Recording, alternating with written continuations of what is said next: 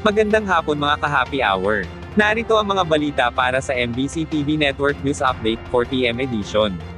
Paggamit sa Local Government Support Fund, tiniyak na hindi mauuwi sa panibagong flood control scandal. Yan ang MBC TV Network News ni Kyle Bulias. Hindi mauuwi sa panibagong flood control scandal ang Local Government Support Fund sa ilalim ng programa ng Marcos Administration na sa Bagong Pilipinas, bawat bayan makikinabang. Inilunsad dito kamakailan lamang kung saan nagtipon-tipon sa Malacanang ang iba't ibang mga mayor at governor mula sa iba't ibang panig ng Pilipinas. Ayon sa Pangulo ng Metro Manila Council na si San Juan City Mayor Francis Zamora, mayroong sinusunod na formula ang Department of Budget and Management sa kung magkano ang ilalaang pondo sa bawat LGU.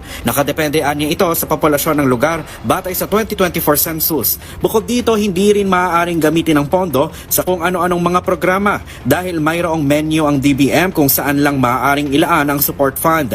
Binigyang diin din ni Zamora na wala sa mga ito ang flood control projects. At meron namang menu na pwedeng paggamitan po niya, no? So, then kahit anong gusto ng lokal na pamahalaan. Merong menu na inilalaan po ang DBM na ito lamang ang mga pwede namin paggamitan. Pagpapatayo po ng ospital, pagpapatayo ng ospital, pagbili ng medical equipment, farm to market roads, multipurpose building, ang mga evacuation centers. Infrastructure lang to, Mayor, yung nakalagay sa menu? Infrastructure and also po yung ating supplies, meron ba? Sa bigas, no?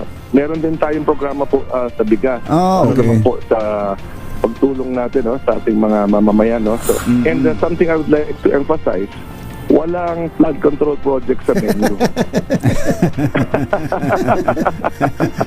So, wala na. Po sa menu yung tinanggal po sa menu yung kumbaga pinagmulan ng napakalokohan. Nais mo na ni Marcos sa i-decentralize na ang mga proyekto sa infrastruktura, lalo na sa pagtatayo ng mga silid-aralan. Sa ganitong paraan, sinabi ni Zamora na mas mabilis na ang magiging aksyon at ang mga LGU na mismo ang may pananagutan dito. Pinakamahalaga para sa akin, yung accountability level. Dahil yung pondo papasok na sa aming mga lokal na pamahalaan.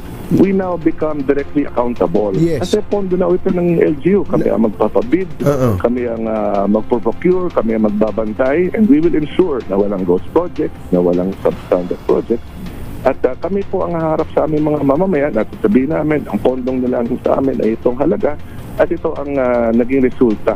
Ito po ang kakalabasan ng infrastructure projects ito base sa pondo na yan. Para sa MBC TV Network News, ito si Kyle Bulias ang Deezer H. Una sa Pilipinas, una sa Pilipino.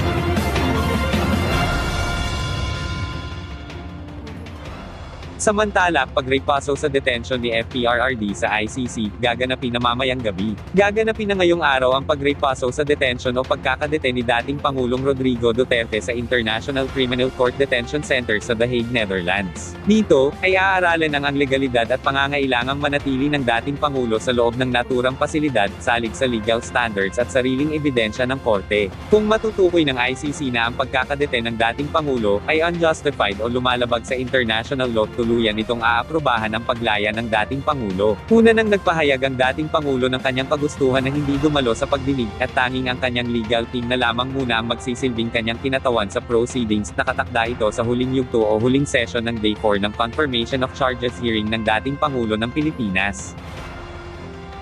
At yan ang mga balita para sa MBC TV Network News Update 4 PM edition. Abangan ang mga susunod na balitaan mamaya para sa 5 PM edition.